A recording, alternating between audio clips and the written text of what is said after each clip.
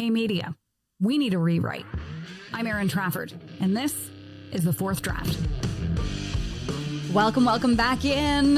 Happy to have you here for part 2 of what will be a few parts, where we're talking about the new Canadian bill C-18. And today, as has been habitual since I launched The Fourth Draft, is our team Eavesdrop. So I put this to our team. I said, what is C-18 really doing in the market? How is it making you feel? How are people reacting to this bill? And if you're just new to this whole idea of C-18 and what it means and what it is, I will give you a little bit of the snippet version. So back in the summer, I mean, this has been going on for years in consultations with the government. They've been threatening to do this for a very long time. Nobody thought it was actually going to happen. And in the summer of 2023, our worst fears were realized when the Canadian government effectively entered into what can only be described as a game of chicken with Facebook, aka Meta, so Instagram, Facebook, and Google. And they wanted Facebook and Google to absorb unmitigated financial liabilities in order to maintain their presence in the Canadian market when it comes to putting news content on their platforms. And Facebook just said, screw you, we're not doing it, and effectively removed all news and media content from their platforms. The ripple effect has been significant. And if you haven't listened to my solo episode, I got a bit heated and I explained how I'm feeling about it and what I'm seeing happen and how I think this is going to play out. So you can go back and listen to that after you've listened to this. But I put this whole idea of what is C-18 doing to the team. I dropped it into the middle of our team meeting, and here is what they had to say.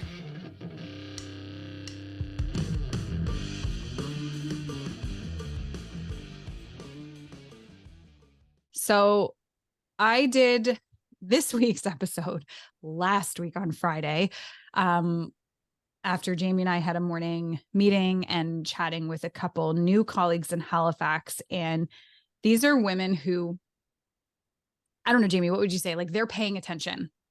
Like, I feel like they're paying attention. And they still had no sweet clue or understanding of C-18 and what it actually meant. And it surprised me in the sense that we're so far into it, and I think the general public doesn't still fully appreciate what has happened and what's going to happen if it keeps persisting. And I think this builds on a little bit of the conversation I had with Matt Kundle on his Sound Off podcast. I don't know if you guys had a chance to listen to that, but in the second half of the episode, we really got into the, what is the doomsday scenario and how close are we to the doomsday scenario with C-18 and C-11? And I just wondered, have you guys experienced that same thing where your friends or your colleagues or your neighbors or whatever, really don't get it? Not only do they not get it, but when I start talking about it, it's this sour cream glaze just comes over their face and their eyes. And it's just it's too much to understand, too much to absorb, too much to think about what it could mean. I was excited to see that question because that happened to me at dinner on Friday night. What happened? They were asking me about it. The friends that I was with were asking me about, particularly about ECHO and what that all means and how it's intertwined. And that's what I saw. It was just there was a veil that just came down that almost it tuned out. And maybe that's a bigger thing that's happening with so many things going on in the world. But yeah, I felt then myself kind of be okay. And I started to back away from the conversation because it wasn't getting the response that I expected it to, I guess. I mean, not just other things going on in the world, but they're probably more worried about, like, never mind that. I'm worried about how much I'm spending on groceries and my bills and taking, my mortgage. And maybe we're even thinking about moving elsewhere where it's cheaper. Like, there's things closer to home that are even more top of mind and more in the moment and immediate concerns, I guess, than this vague idea of what C-18 means or what it will mean, what it does mean. I don't know. I Does find it? people default to blaming the media for everything. Like it's just, Well, that it's, well, if you didn't do this and you didn't do fake news, and it's like all the media companies are big billionaire companies anyways, and you're like, so you don't understand it then. Like that's what I get from all of that. But it always defaults to the media needs to stop whining. And then I'm like, I try to do what Jamie said. I try to explain things, and then I realize like they've tuned out. They no longer want to hear what I have to say. Do you think it's because we're so used to like what I want to call like a bilateral debate where it's easy to pick a side and blame someone, and C-18 doesn't have a side to blame really for the general public? Like they don't know who to blame for this. So they're like, well, then it's too complicated to understand. So where would they find out anything about C-18? Well, this is where I'm coming back to. So I'm like, the question I guess I'm asking is like, whose fault is it, to what Mike just said, that there's other things on their mind and they're focused on their groceries and their mortgage and they're not worried about C-18? It's like all of a sudden news disintegrated from their purview and they either didn't notice or don't care. And I don't know which reality is worse. With the exception of the broadcast dialogue piece that you circulated last week, I have seen nor heard nothing. There's not a whisper about the Ottawa news station shutting down, the radio station shutting down as of 1 o'clock. Was it Friday last week? Yeah. There was no ripple in the force at all.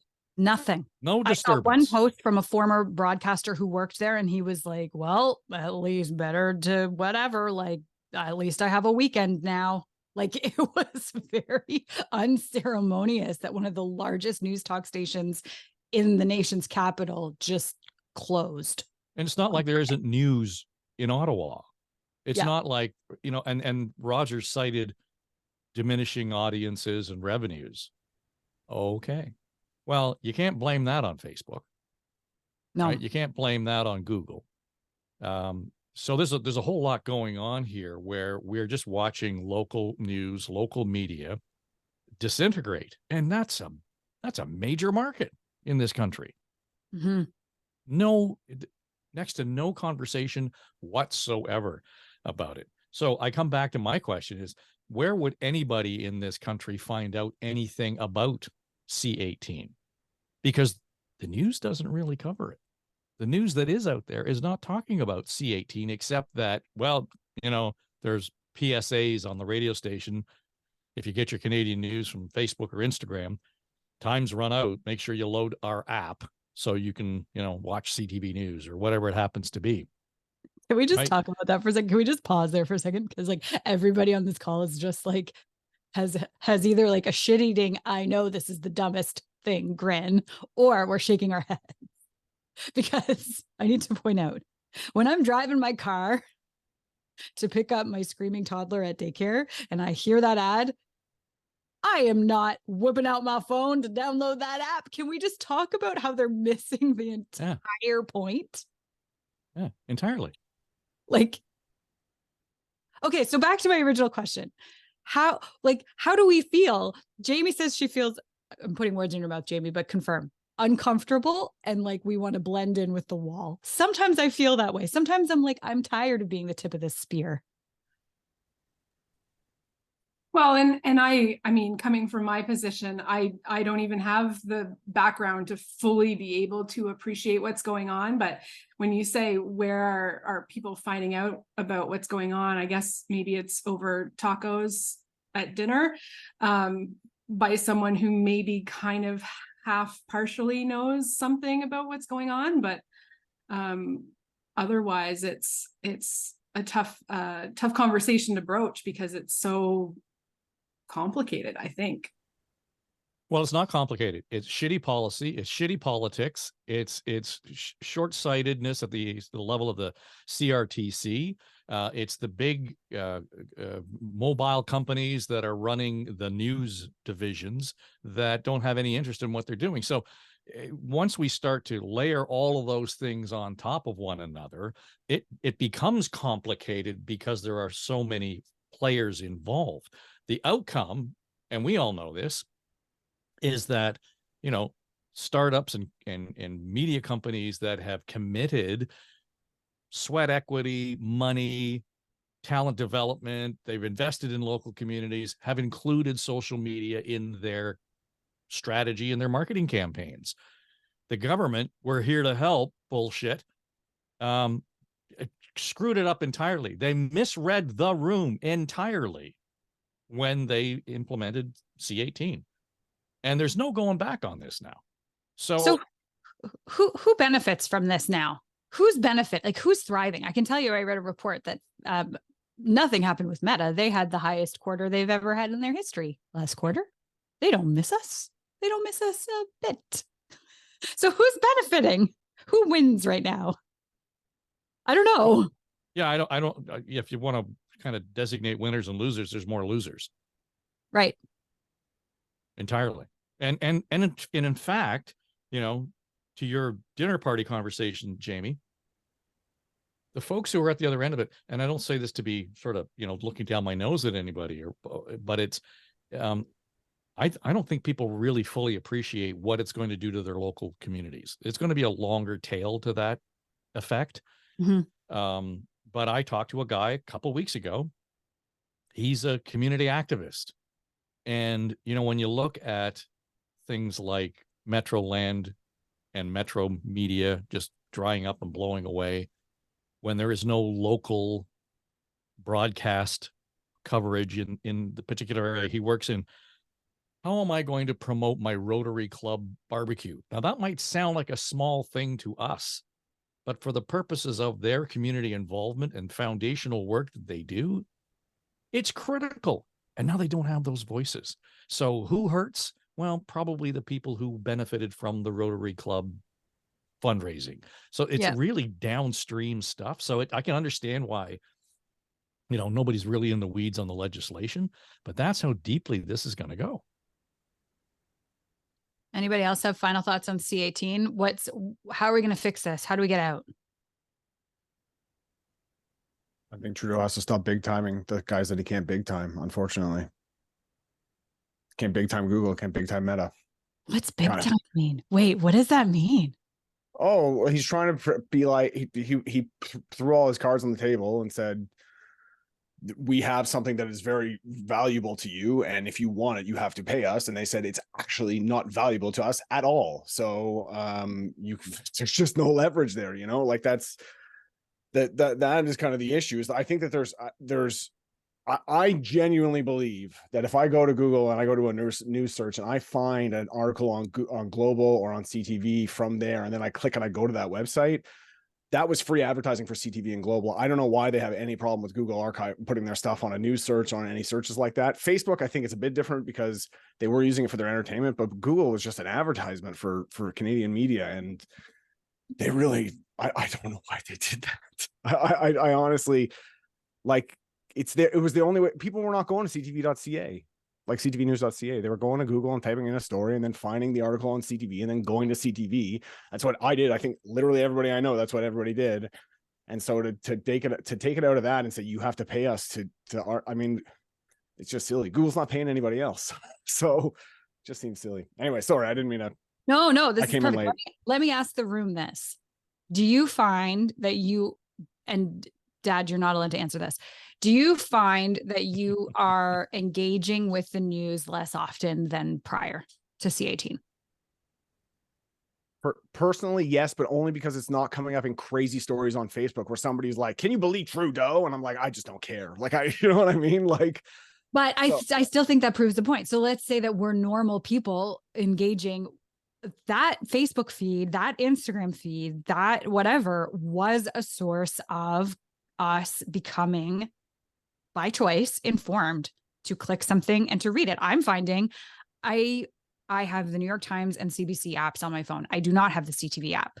I just haven't, despite them telling me on the radio while I drive to daycare to pick up my kids, I'm not downloading that app.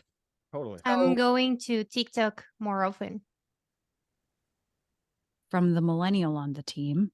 Well, I think one of the things that's been forgotten in this whole thing is that time has moved on and that we aren't single sourcing our news anymore. People aren't sitting down at 5 o'clock to watch the news like that is the holy grail of their day, the pinnacle of, or they're not making that appointment at 7 a.m. to make sure they catch that morning newscast.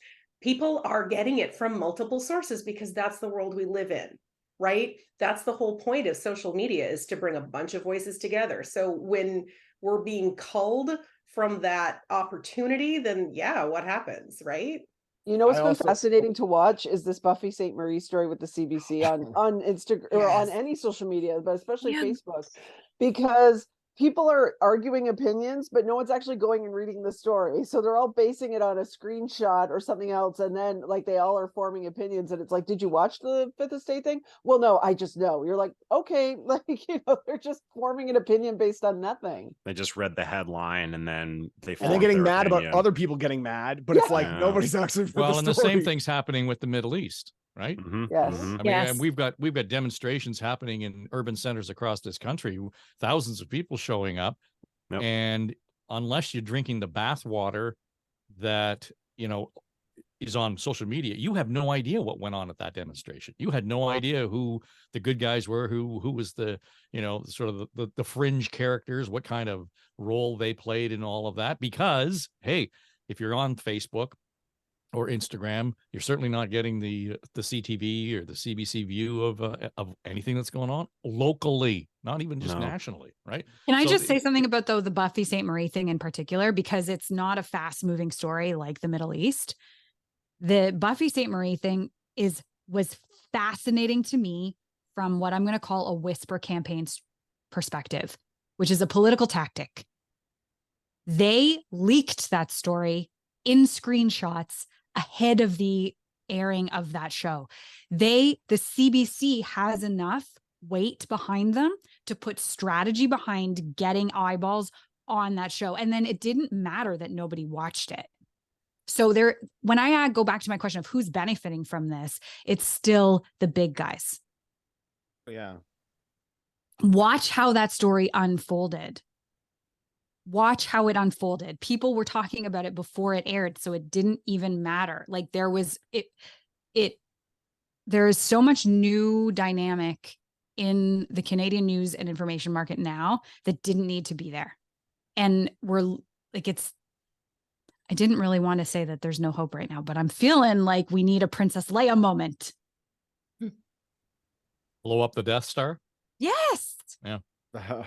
Wow. I think part of it, honestly, is you got to retrain people a little bit. I pay. I'm an anomaly because I pay for news, I pay for podcasts, I pay for music. Like I pay for stuff when I like it because I want people to keep making it. So, that's kind of what I do. So I pay for The Athletic, I pay for Comedy Bang Bang World, which is a series of podcasts. I pay for I have a huge record collection. Like I pay for music, and it's just that I think you have to start training people that if you like something, you probably have to pay a little bit for it. Like the Toronto Star is the only one that actually does a good job of marketing themselves, because I see stories and I'm like, wow, I really want to read that. And I go there and they give me in a paragraph and it's so heavily locked down that I can't get past their paywall. The only problem is I have paid for the Toronto Star in the past, but they make it so impossible to cancel that it takes like a month to cancel. And I like to be able to cancel stuff if I don't like it. So I've stopped paying them for it. But I do think that we have to retrain people. And unless we do, you're right. The CTV and CBC are the ones that win this because they'll have a ton of money to figure something out to get the word out. So it's hard when there's also websites out there that exist like where people can enter in those links to articles blocked by paywall and then get past the paywall and read the article without reading it. So there's ways around that. Told ya.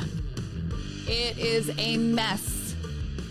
It's a mess on the local level. It's a mess for audiences. It's a mess on the international level. It's a mess for the media business. There's no one throat to choke on this. And it's hard to see who wins.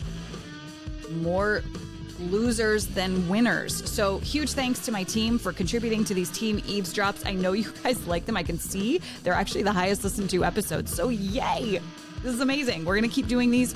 And also a quick note, I plan to do 12 episodes like this, kind of end season 1 and then launch season 2, where I'm going to start to bring in more interviews, one-on-ones with other folks. So stay tuned for that. Big thanks to my team, Dave Trafford, Jamie Nickerson, Andrea Palacio, Drew Garner, Mike Trutler, Jen Hudson, Becky Coles, the whole Story Studio Network team who contributes their thoughts, insights, feelings, and emotions to this media business and to all the work we do at Story Studio Network. Hey, leave the show a review. Subscribe while you're at it over on the Apples or the Spotifys. And you can find me on LinkedIn, Erin Trafford, on Instagram at its.erintrafford. We're also at Story Studio Network. Drop me a line or an email, hello@storystudionetwork.com. Thanks for listening. Until next time.